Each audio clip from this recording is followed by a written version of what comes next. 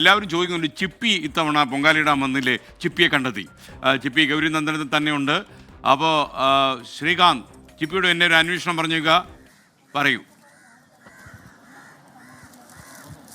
രാവിലെ നമ്മുടെ ഈ ഷോ തുടങ്ങിയ സമയം മുതൽ ചോദിക്കുന്ന ഒരു ചോദ്യമാണ് ചിപ്പി എവിടെ എന്നുള്ളത്.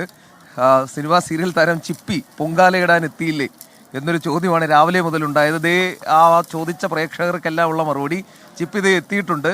ഇത് ആറ്റുകാൽ പൊങ്കാല എന്ന് പറയുമ്പോൾ അതിൽ ഒരു വശത്തെ പൊങ്കാലയും അതോടൊപ്പം തന്നെ ഈ പൊങ്കാല അടുപ്പിനൊപ്പം ഇരിക്കുന്ന ചിപ്പി, അത് വർഷങ്ങളായുള്ള ഒരു കാഴ്ചയാണ്. ഒരു പക്ഷേ ആ കാഴ്ച സ്ഥിരം കണ്ട് പരിചയിച്ചതുകൊണ്ടായിരിക്കണം പ്രേക്ഷകരൊക്കെ രാവിലെ മുതൽ ചോദിച്ചുകൊണ്ടിരുന്നത് ചിപ്പി എവിടെ എന്നുള്ളത്. ഇതാ ചിപ്പി ഇപ്പോൾ ഇവിടെ ഈ പൊങ്കാല ഒരുക്കങ്ങൾ നടക്കുന്നുണ്ട്. ചിപ്പി, ഒരു നമ്മുടെ പ്രേക്ഷകർ എല്ലാവരും തന്നെ രാവിലെ മുതൽ ചോദിക്കുന്നുണ്ടായിരുന്നു ചിപ്പി എവിടെ എന്നുള്ളത്. ഈ പൊങ്കാലയുടെ ഒരു ഭാഗം കൂടിയാണ് ചിപ്പി. ഞാൻ എന്ത് പറയാനായിരുന്നു, സന്തോഷം. എസ് കെ നാസികണ്ഠൻ നായർ ഒരു അന്വേഷണം പറഞ്ഞിട്ടുണ്ട് ഇപ്പോ ചിപ്പിയോട്. ചേട്ടാ സന്തോഷം, ഒരുപാട് സന്തോഷം. എല്ലാ കൊല്ലത്തെയും പോലെ ഇത്തവണയും പൊങ്കാലയ്ക്ക് വേണ്ടി എത്തി.